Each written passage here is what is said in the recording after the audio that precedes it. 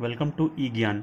चलिए आज हम लोग सुपरपोजिशन थ्योरम पर एक एग्जांपल और सॉल्व करके देखते हैं। इस बार भी हम एक ऐसा एग्जांपल करेंगे जिसमें हमारे पास 3 सोर्सेज अवेलेबल रहेंगे।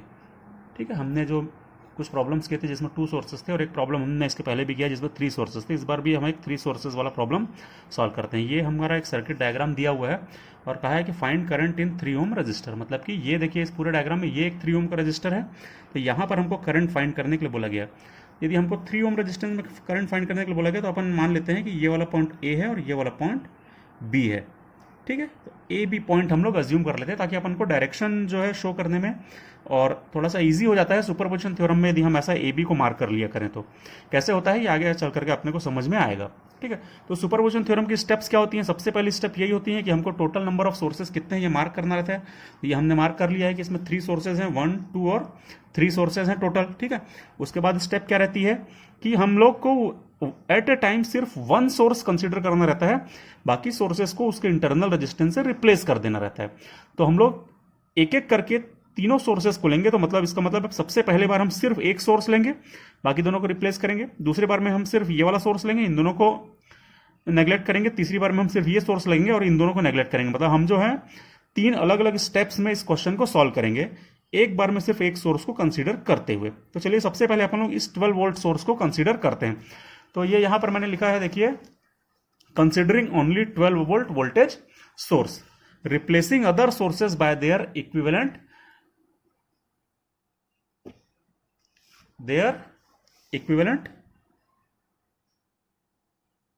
Internal resistance. ठीक है, इनके इंटरनल रेजिस्टेंस से हम उनको रिप्लेस करते हैं।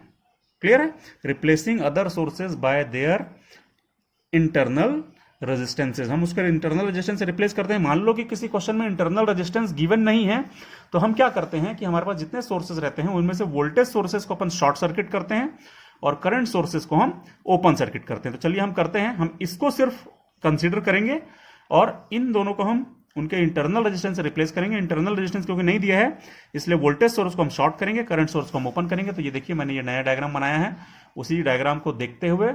तो ये डायग्राम कैसा बनेगा, ये देखिए, ये 12 वोल्ट का सोर्स मैंने ले लिया है, बाकी सब चीजों को मैंने एज इट इज लिया है। ये वाले सोर्स को मैंने ओपन कर दिया, इसलिए यहां पर कोई बनाने की जरूरत ही नहीं क्योंकि ये पूरा ओपन हो गया है। और ये वाले सोर्स को मैंने शॉर्ट कर दिया, देखिए यहां पर मैंने शॉर्ट कर दिया, सिर्फ इस 8 ओम रेजिस्टेंस को कंसीडर किया। तो ये बन गया हमारा एक नया डायग्राम। ठीक है, अब जो हमको करंट कहां पर फाइंड करना था एक्चुअल में, तो हमको करंट फाइंड करना था 3 ओम रेजिस्टेंस में। इस 3 ओम में करना था जिसको हमने नाम दिया था ए बी। तो यहां पर भी अपन वही सेम वर्क करें, इसको अपन नाम दे दें ए बी, ताकि हमको ध्यान रहे कि हमको यहां पर एक्चुअल में करंट फाइंड करना है। ठीक है, कैसे करेंगे? तो देखिए, यदि इसी डायग्राम को मैं ध्यान से देखता हूं तो मुझे यहां पर करंट फाइंड करना है, सोर्स है सिर्फ ये एक। तो बचा हुआ जो डायग्राम दिख रहा है उस पर से मुझे क्लियर कट ये दिख रहा है कि ये वाला जो पूरा सर्किट है ये सीरीज में है, क्योंकि करंट ऐसा जाएगा और एक करंट ऐसा जाएगा ऐसे। तो ये वाला जो करंट जा रहा है ये देखिए, ये इसमें और इसमें सेम करंट फ्लो होगा। यदि सेम करंट फ्लो हो रहा है मतलब ये दोनों जो है वो सीरीज में कनेक्टेड होंगे। ठीक है तो इन दोनों को हम सीरीज में कनेक्ट करते हुए जब इसी डायग्राम को एक नए रूप में बनाते हैं तो ये कैसा बनता है, ये देखिए, ये 12 वोल्ट का सोर्स मैंने बना दिया, ये 3 ओम ए बी को मैंने एज इट इज बना दिया। तो ये वाला पॉइंट हो जाएगा ए, ये वाला पॉइंट हो जाएगा बी, ये 3 ओम बन गया। ठीक है, ये वाला 4 ओम, ये 4 ओम बन गया। अब ये दोनों सीरीज में है तो ये 4 + 8 हो जाएगा 12। तो यहां पर मैंने बना दिया 12। ठीक है, तो आपको समझ में आ गया होगा कि ये दोनों सीरीज में है, तो इन दोनों सीरीज को मैंने यहां पर बना दिया 12 और बाकी डायग्राम को एज इट इज बना दिया। अब क्या होगा, देखिए, इस डायग्राम को फिर से यदि अपन देखते हैं तो मैं ये देख रहा हूं कि यहां से यदि सोर्स है और ये वाला हमारा रिक्वायर्ड ब्रांच है जहां पे हमको करंट निकालना है, तो यदि हम इन दोनों को कंसीडर करते हैं तो देखते हैं कि जो बची हुई दोनों ब्रांचेज हैं ये दोनों ब्रांचेज आपस में पैरेलल में है।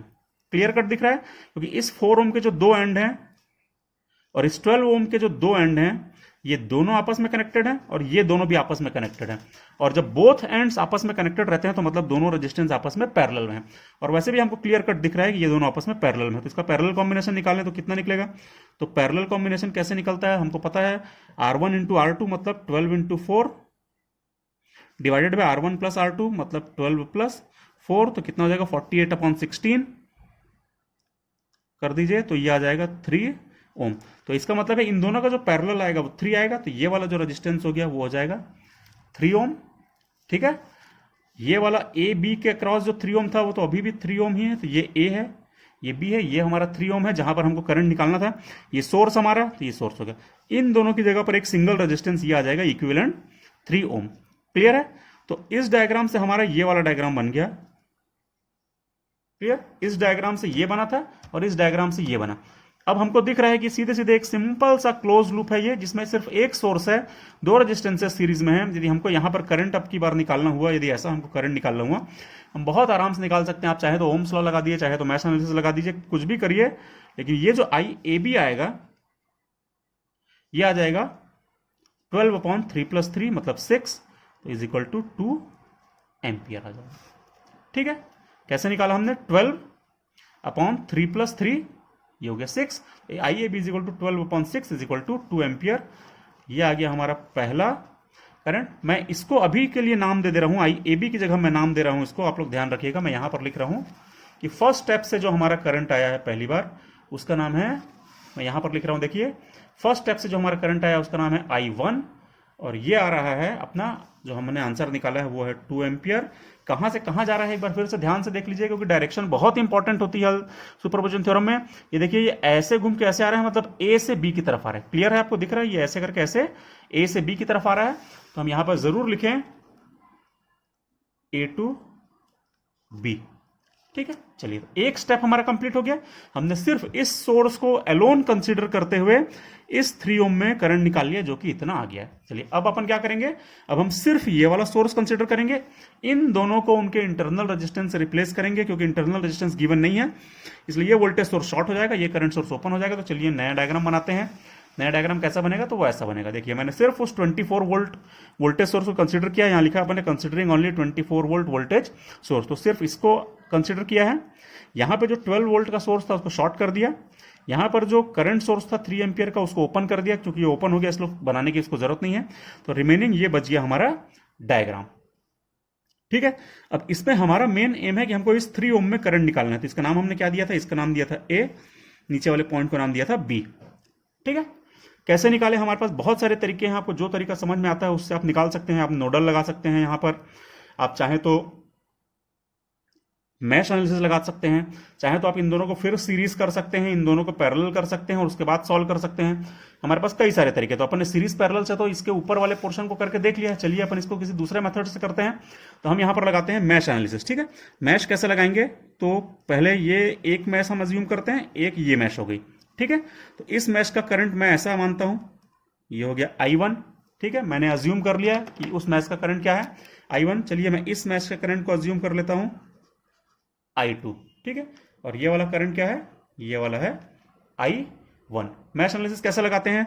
तो पहले एक मैश में अपन लोग KVL अप्लाई करते हैं। तो अपन लिखते हैं अप्लाइंग KVL इन लूप या मैश नंबर 1। तो इसको अपन 1 मान रहे हैं। ठीक है? एक स्टार्टिंग पॉइंट ले लें, तो मान लें कि ये हमारा स्टार्टिंग पॉइंट है, और हम लोग इस लूप में ऐसा घूमेंगे, एंटी क्लॉकवाइज घूमेंगे, ऐसा घूमेंगे, ऐसा घूम करके, ऐसा घूमते हुए वापस यहीं आकर के हम लोग रुक जाएंगे। ठीक है? तो अपन किस डायरेक्शन में लगा रहे हैं? एंटी क्लॉकवाइज लगा रहे हैं। ठीक है? चलिए, तो ये हमारा स्टार्टिंग पॉइंट है। मैं यहां से ऐसे जाऊंगा तो मैं करंट के साथ साथ जा रहा हूं, क्योंकि देखिए करंट की डायरेक्शन भी ऐसी है, ऐसी है करंट की डायरेक्शन। तो मैं करंट के साथ साथ जा रहा हूं, इसलिए +8I1।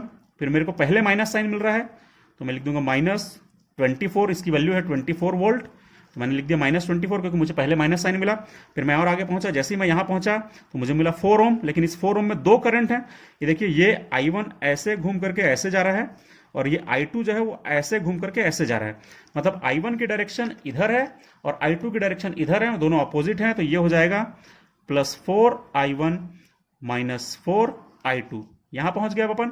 यहां से और आगे यहां चलेंगे तो क्या मिलेगा? फिर ये I1 ऐसे जा रहा है, तो ये हो जाएगा +4I1। और चूंकि यहां से अपन वापस ओरिजिनल पॉइंट पे पहुंच गए, स्टार्टिंग पॉइंट पे पहुंच गए, जैसे स्टार्टिंग पॉइंट पे पहुंचते हैं तो इज इक्वल टू 0 कर देते हैं।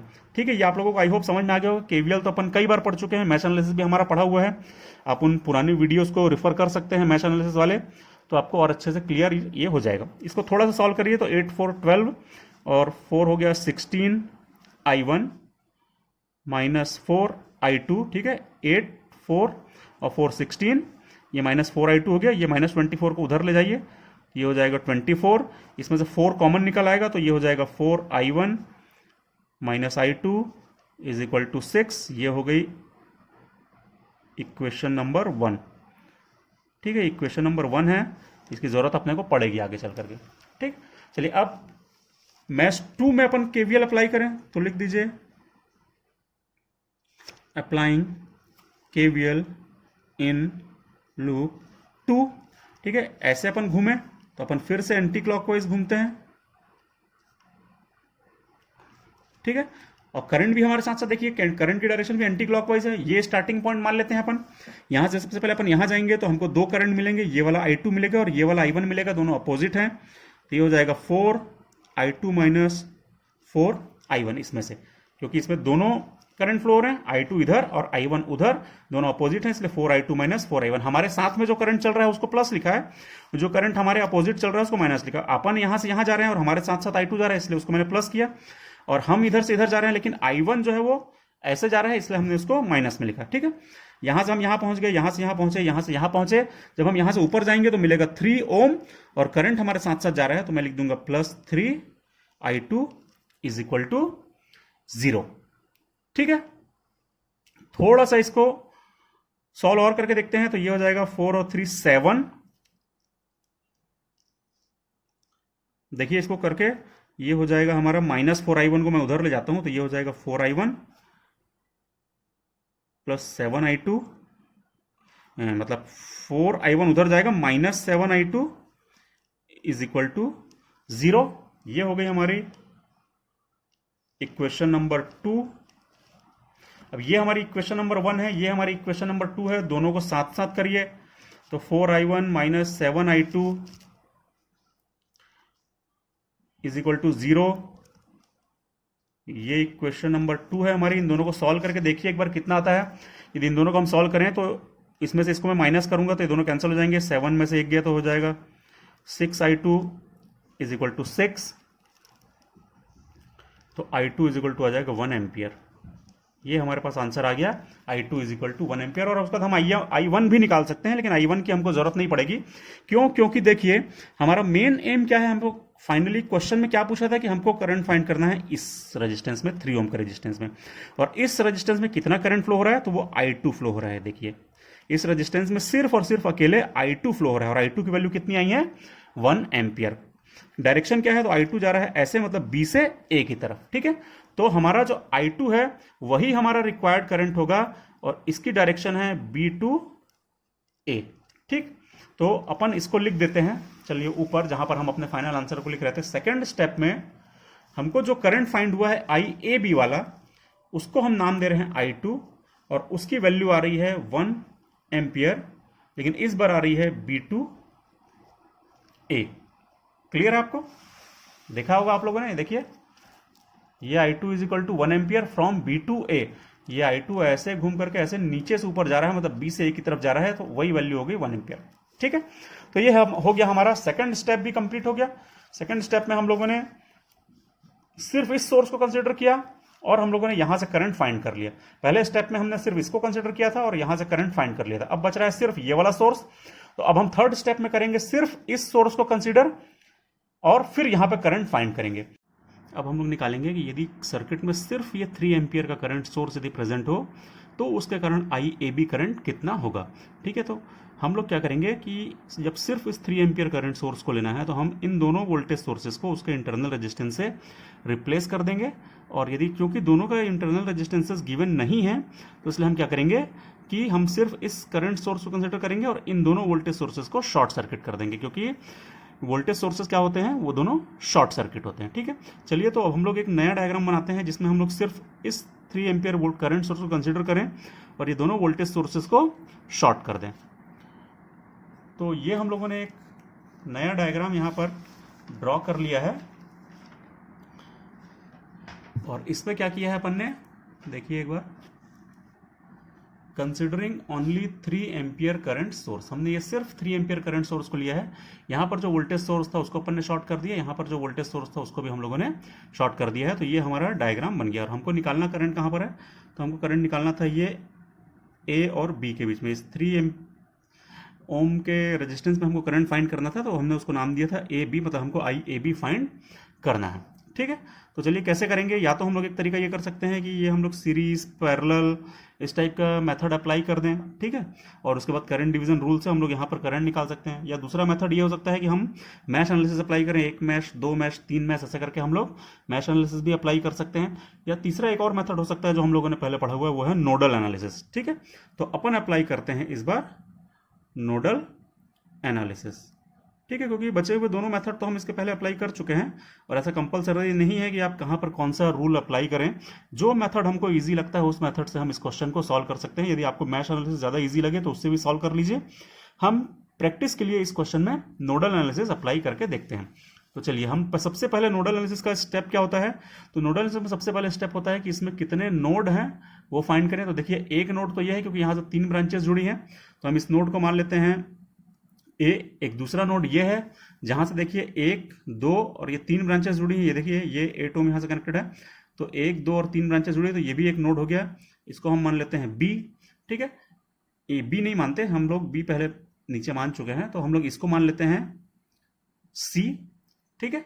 ये वाला जो नोड है, ये वाला नोड कैसा होगा एक बार अपन लोग यदि ध्यान से देखें तो ये नोड और ये वाला पॉइंट, तो ये पॉइंट और ये पॉइंट सेम पोटेंशियल पे होंगे, क्योंकि देखिए इस पूरे ब्रांच में कोई भी एलिमेंट कनेक्टेड नहीं है, ना यहां से लेकर के यहां तक कोई एलिमेंट कनेक्टेड नहीं है, इसलिए यहां पर कोई वोल्टेज ड्रॉप राइज कुछ नहीं होगा। इसका मतलब है कि इस पॉइंट का वोल्टेज और इस पॉइंट का वोल्टेज जो है वो सेम होंगे। तो ये वाला पॉइंट भी क्या हो जाएगा, ये पॉइंट को भी अपन बी बोल सकते हैं, क्योंकि ये दोनों के बीच में कोई वोल्टेज में डिफरेंस नहीं है, पोटेंशियल में डिफरेंस कोई नहीं है। तो जितने जगहों पर पोटेंशियल में कोई डिफरेंस हमको नहीं दिखाई दे रहा है उन सबको हम सेम नेम से या इन दोनों को सेम पॉइंट हम अज्यूम कर सकते हैं। तो ये वाला भी क्या हो गया, बी। इस कितनी ब्रांचेस जुड़ी हैं देखिए, तो बी पॉइंट से एक ये वाली ब्रांच जुड़ी है, एक ये वाली ब्रांच जुड़ी है, और इसी बी से ये भी जुड़ा है, ये भी जुड़ा हुआ है, मतलब बी से काफी सारी ब्रांचेस हमारी कनेक्टेड हैं। तो बी भी हमारा एक नोड हो गया। तो हमारे पास टोटल कितने नोड हो गए, 1 2 और 3, टोटल नोड हो गए 3। मतलब इक्वेशंस कितनी बनेंगी, तो हमको पता है जितने भी नोड होते हैं तो उससे एक कम इक्वेशन बनती है, मतलब n-1 इक्वेशन बनती है, तो हमारे पास 2 इक्वेशंस बनेंगी, ठीक है। नोडल एनालिसिस की हमारे पास 2 इक्वेशंस फॉर्म होंगी। कैसे होंगी, तो हमको सबसे पहले एक रेफरेंस नोड मानना पड़ेगा। तो देखिए, यही नोड जो है इसको हम लोग रेफरेंस नोड मान लेते हैं, ठीक है। तो चलिए, इसको आप लोग रेफरेंस मान लीजिए, इसको ग्राउंड पोटेंशियल पे मान लीजिए, और जैसे ही हम इसको रेफरेंस मानेंगे तो इसका वोल्टेज हो जाएगा 0, क्योंकि रेफरेंस नोड का वोल्टेज कितना होता है, वो होता है 0, ठीक है। तो हम लोगों ने इसको मान लिया 0, इसको हम लोगों ने रेफरेंस नोड मान लिया है। ये भी क्या हो जाएगा, रेफरेंस हो जाएगा, कि ये पूरा सेम वोल्टेज है, कोई भी एलिमेंट नहीं है, कोई वोल्टेज ड्रॉप राइज नहीं होगा, यहाँ का जो वोल्टेज होगा वही यहाँ का भी वोल्टेज होगा, ठीक है। तो ये भी हो गया हमारा VB, और ये भी हो जाएगा 0 पर। चलिए, तो हमारे पास कितने नोड बचे, ये 2 नोड बचे, VA और VB। तो मान लेते हैं VA का वोल्टेज है V1 और VC का वोल्टेज है V2, ठीक है। इस पॉइंट का वोल्टेज हमने क्या मान लिया, C पॉइंट का V2, और A पॉइंट का वोल्टेज हमने अज्यूम कर लिया V1। तो हमारे पास 2 वोल्टेज आएगा, V1 और V2, और ये वाला वोल्टेज हो गया VB इज इक्वल टू 0। तो चलिए, हम लोग क्या करते हैं नोडल में हमारा स्टेप रहता है कि हम पहले पॉइंट पर KCL अप्लाई करते हैं। तो चलिए, हम यहां करते हैं अप्लाइंग KCL एट नोड 1, ठीक है। नोड 1 मतलब ये A नोड पर, ठीक, नोड A पर हम लोग KCL अप्लाई करते हैं। तो कैसे KCL होगा, KCL कैसे रहता है, तो V1 minus VB divided by 4, VB की वैल्यू 0, तो मतलब V1 माइनस 0 डिवाइडेड बाय 4, तो ये हो जाएगा V1 माइनस 0 डिवाइडेड बाय 4। फिर V1 माइनस 0 डिवाइडेड बाय 3, तो V1 माइनस 0 डिवाइडेड बाय 3। मैंने क्या किया है, मैंने सबको आउटगोइंग करंट अज्यूम कर लिया, सारे करंट को आउटगोइंग। तो ये V1 माइनस 0 डिवाइडेड बाय 4, नीचे वाला current V1 minus 0 divided by 3। ये वाला करंट कैसे निकलेगा, तो V1 minus V2 divided by 4, ये जाएगा plus V1 minus V2 divided by 4। 3 current हो गए, एक ये करंट, एक ये करंट और एक ये करंट। इन तीनों करंट्स का, एक करंट, 2 करंट और 3 करंट, इन तीनों करंट्स का समेशन हो जाएगा 0, ठीक है, क्योंकि algebraic sum of all currents at a node is equal to 0 होता है। यहां से तीनों करंट जो है वो आउटगोइंग है, तो हमने इन तीनों करंट का समेशन कर दिया, ठीक है। और इन तीनों करंट का समेशन करने पर आंसर कितना आएगा, 0। यदि हम इसी इक्वेशन को थोड़ा सा और आगे सॉल्व करें, जब मैं इसी को थोड़ा और आगे सॉल्व करता हूं तो आता है 10V1 minus 3V2 is equal to 0। ये इतनी एक इक्वेशन हमको मिल जाती है। इसी इक्वेशन को यदि मैं थोड़ा सा और सॉल्व करूं तो V1 is equal to 3/10 V2 आ जाता है, ठीक है। ये हमारे पास एक इक्वेशन आ गई। इस इक्वेशन को हमको आगे जरूरत पड़ेगी तो उससे हम V1 और V2 कैलकुलेट करेंगे। चलिए अब हम क्या करते हैं, अप्लाइंग KCL एट नोड 2। हमने एक नोड पर KCL अप्लाई कर दिया, अब हम दूसरे नोड 2 पर, मतलब कि C नोड पर अब हम KCL अप्लाई करते हैं। ठीक है, यहां पर KCL अप्लाई करेंगे तो कैसे होगा, यहां पर भी 3 करंट मार्क कर लीजिए, एक ये करंट, एक ये करंट और एक ये करंट। हमने 3 करंट मार्क कर लिया और तीनों को हमने आउटगोइंग मार्क कर लिया। सबसे पहले अपन इस करंट को निकालें, तो V2 minus V1 divided by 4, ये हो जाएगा V2 minus V1 divided by 4। ठीक है, V2 minus V1 divided by 4, ये V2 minus V1 divided by 4, potential difference divided by resistance, ये होता है करंट। करंट क्या होता है, I is equal to V upon R होता है, मतलब वोल्टेज का डिफरेंस डिवाइडेड बाय रेजिस्टेंस। तो इसका वोल्टेज माइनस इसका वोल्टेज हो जाएगा voltage difference divided by resistance. तो V2 minus V1 divided by 4 plus हम ये वाले करंट को निकालें, इस करंट को निकालते हैं। चलिए, तो ये हो जाएगा V2 माइनस VB, इसका वोल्टेज माइनस इसका वोल्टेज, तो हो जाएगा V2 माइनस 0 डिवाइडेड बाय यहाँ का रेजिस्टेंस 8, तो वो अपन लिखेंगे V2 माइनस 0 डिवाइडेड बाय 8 लिखते हैं। तो ये हो जाएगा V2 माइनस 0 डिवाइडेड बाय 8।